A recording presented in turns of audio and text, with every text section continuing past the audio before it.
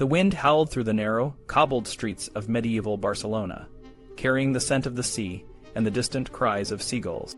But amidst this natural symphony, a chilling silence hung over the town square. In the center, a crude wooden gallows stood, a stark and brutal symbol of authority. A man, his hands bound and head bowed, was being led to his fate. The crowd, a mix of curious onlookers and solemn townsfolk, watched in hushed anticipation. The executioner, his face hidden by a hood, adjusted the noose. The man's last breaths were a whisper, a final plea for mercy that went unanswered. The trapdoor opened and the man fell, the rope tightening around his neck. The crowd erupted in a mix of cheers and gasps. This was the death penalty, a public spectacle that defined the order of the medieval world. In the so-called old regime, the death penalty was not just a punishment. It was a performance, a display of power. The sovereign, the count, the king, whatever title they held, wielded the ultimate authority over life and death. This power was not arbitrary. It was rooted in a complex system of laws, traditions, and beliefs that the people accepted as normal. The judge, the executioner, and the gallows were all part of a regulated and ritualized process designed to maintain social order and repair the damage caused by crimes. In this world, humans were seen not as individuals but as parts of a collective, a community bound by shared beliefs and values. The medieval mind understood that every person's actions had consequences not just for themselves, but for the entire community.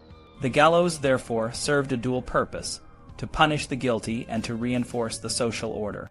The public execution was a moral lesson, a reminder that certain actions would not be tolerated. The sovereign, as the supreme authority, was seen as the guardian of this order. He had the power to decide who lived and who died, a power that was both feared and respected. This authority was not just a matter of brute force, it was also a matter of justice. The sovereign was expected to defend his subjects and apply justice, and in return he received their loyalty and taxes. This was the social contract of the medieval world, a system that justified the sovereign's power. But this system was not without its complexities. In late medieval Catalonia, a region within the Crown of Aragon, the authority of the sovereign was often challenged. The region's history of autonomous counties and strong local lords meant that the king's power was limited. The King of Aragon and Count of Barcelona, despite his titles, often lacked the jurisdiction and income to enforce his will. This led to a system of shared power, where various lords and institutions had their own domains and jurisdictions. The landscape was dotted with gallows, each a symbol of the authority of a different lord. The application of the death penalty in Catalonia was a reflection of this complex power structure. Different lords, from knights to nobles to churchmen, could apply the death penalty within their own jurisdiction. This led to a variety of practices and procedures, each shaped by local customs and traditions. The gallows, whether in the town square or on a hilltop, were a visual reminder of the authority of the local lord. The gallows also served as a social catalyst. The public execution was a communal event, a moment when the entire community came together to witness the punishment. The guilty party was exposed to ridicule and shame, a reminder of the consequences of breaking the social order. The punishment was not just about the individual, it was about the community as a whole, a way of restoring the balance and order that had been disrupted by the crime. The late medieval landscape of Catalonia was marked by these gallows, each a symbol of the local lord's power. The gallows in the town square, the scaffold on the hill, the empty gallows, and the gallows protected by stonework all told a story of power and authority. The death penalty was not just a legal tool, it was a social and cultural institution, a way of defining and reinforcing the social order. The death penalty, in its application and its symbolism, offers a unique lens through which to view late medieval Catalan society. It reveals the complexities of power, the values of the community, and the ways in which people understood their place in the world. The gallows, a brutal and stark symbol, stood at the center of this world, a testament to the authority of the sovereign and the order of the community. In the early Middle Ages, justice and major crimes were deeply intertwined with the social and cultural fabric of society. The concept of justice was not the same as we understand it today. It was often a blend of traditional practices, local customs, and the authority of the ruling class. The idea of punishment was not just to correct the wrongdoer, but also to maintain social order and deter others from committing similar offenses. One of the most striking aspects of medieval justice was the use of the death penalty. This was not a rare or exceptional punishment, but a common feature of the legal system. Scaffolds and gallows were scattered across towns and villages, and the public execution of criminals was a regular event. People from all walks of life would gather to watch these spectacles, sometimes with a sense of morbid curiosity, and sometimes with a sense of justice being served. The bodies of the executed were often left to rot as a warning to others, a grim reminder of the consequences of breaking the law. The death penalty was not just a tool of the state. It was also a way for society to express its collective anger and fear. In many cases, the community would actively participate in the punishment, either by witnessing the execution or by demanding it. This public involvement reinforced the idea that the law was not just about the state's power, but also about the will of the people. However, over time, some began to question the effectiveness and morality of such harsh punishments. Voltaire, a prominent figure of the Enlightenment, wrote satirically about the absurdity of the death penalty. He argued that public executions were as cruel as private revenge, and that they did little to actually correct the behavior of the guilty. Instead, they often led to more violence and suffering. Similarly, Cabanis, a French physician and philosopher, saw the death penalty as a great social crime that did not prevent crime but rather perpetuated a cycle of violence. In the late 18th century, the Grand Duchy of Tuscany took a significant step by abolishing the death penalty through the Leopoldina Code. This was a groundbreaking moment, as it recognized that the death penalty was not only cruel, but also ineffective in achieving its supposed goals. Charles Nodier, a French writer, echoed this sentiment when he wrote that no one should be killed, not even the executioner, and that the laws that allowed such killings should be abolished. Tolstoy, a Russian author, made a powerful argument that the government's use of violent means like prisons, the guillotine, and the death penalty only led to more barbarism and did not improve society. Instead, he believed that education and reason were better ways to address social issues. Despite these criticisms, the death penalty remained a part of many legal systems well into the 19th and 20th centuries. In some places, like the United States, the debate over the death penalty continues to be contentious. The enthusiasm with which people once supported public executions has not entirely disappeared. In the early 21st century, the United Nations has called for a moratorium on the death penalty, recognizing it as a human rights issue. Yet in some countries, the death penalty is still seen as a necessary tool for maintaining social order. The history of the death penalty reveals a complex relationship between law, society, and power. While it was once a common and accepted practice, it has increasingly come under scrutiny for its cruel and ineffective nature. The journey from medieval public executions to modern calls for abolition is a testament to the evolving understanding of justice and human rights. In the early 8th century, the Visigothic kingdom in the Iberian Peninsula and Septimania collapsed due to the Muslim invasion. This event highlighted the kingdom's social and political weaknesses. As the Muslim rule established Al-Andalus, several political entities formed in the northern regions outside of Muslim control. In these areas, the Visigothic legal code, known as the Liber Iudiciarum, remained in use throughout the early and high Middle Ages. This wasn't to claim a connection to the Visigothic past, but because the code was practical and effective for resolving conflicts and crimes, having been sanctioned by the Church at the Councils of Toledo. The Liber emphasized public punishment to instill shame and serve as a social example. It included the death penalty for severe crimes like treason and murder, especially within families. However, it also provided for financial compensation in many cases, especially for accidental deaths. The code aimed to strengthen political cohesion, preserve family lineages, and prevent judicial abuses. In the 9th century, the Carolingian Empire's decline led to the northeastern Iberian counties becoming independent, with counts and their heirs ruling over them. By the 10th century, these counties had developed a feudal system, but they still used the Visigothic legal code to resolve disputes. The code's practical value persisted, and it became a part of the region's cultural identity. By the 10th and 11th centuries, the approach to crimes had evolved.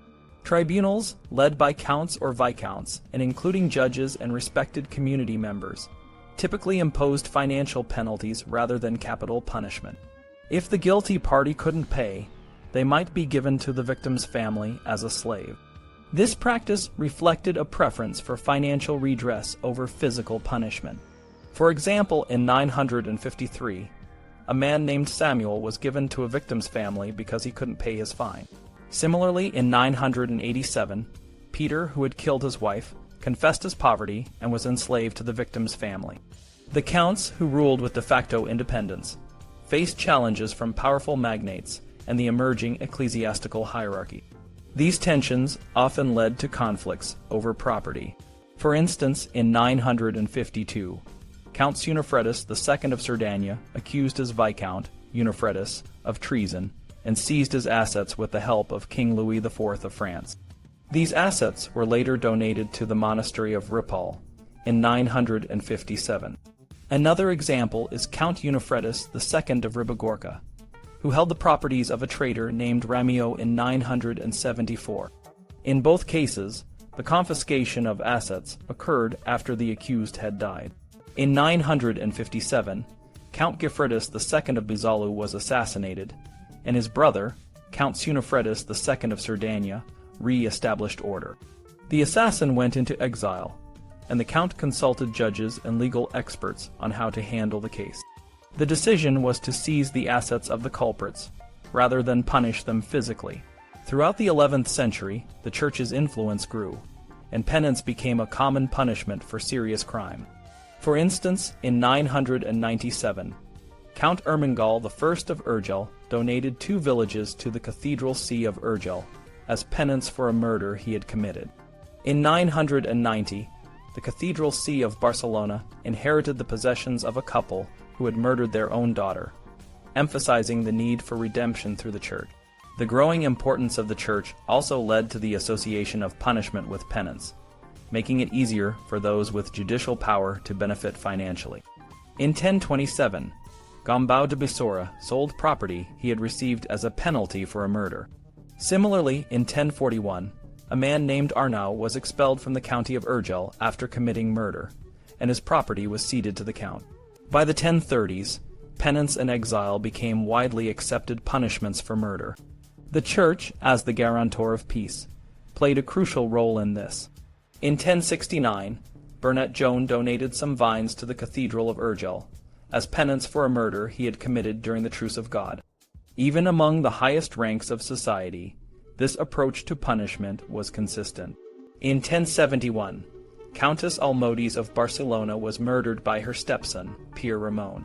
Pope Gregory VII imposed a harsh sentence, including 24 years of penance and exile. Despite the severity of the punishment, it did not include the death penalty. Similarly, in 1082, Berengar Ramon II, known as the Fratricide, killed his brother, Ramon Berengar II. He was eventually exiled and died in Jerusalem. In the second half of the 11th century, the counts of Barcelona, particularly Ramon Berengar I, held significant power. However, tensions within the ruling family led to several murders. After the death of Ramon Berengar I in 1076, his twin sons, Ramon Berengar II and Berengar Ramon II, inherited the county. The latter killed his brother in 1082 and was eventually forced to recognize the inheritance rights of his nephew, Ramon Berengar III. In 1096, the nephew took full control of the county, and Berengar Ramon II was exiled and died in Jerusalem. Throughout the early Middle Ages, the death penalty was not a primary method of punishment. Instead, financial penalties, enslavement, and penance were more common and effective ways to address crimes.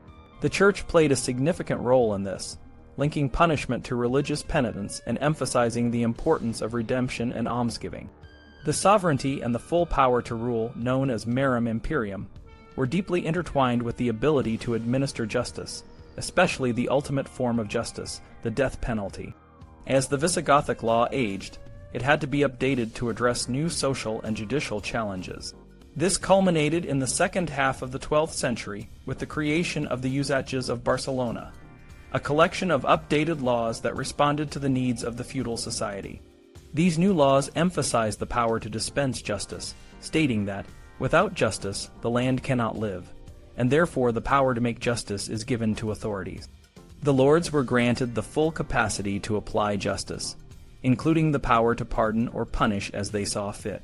For severe crimes like murder, adultery, sorcery, theft, and kidnapping, the authorities could impose punishments ranging from physical mutilation to long imprisonment, and ultimately the death penalty.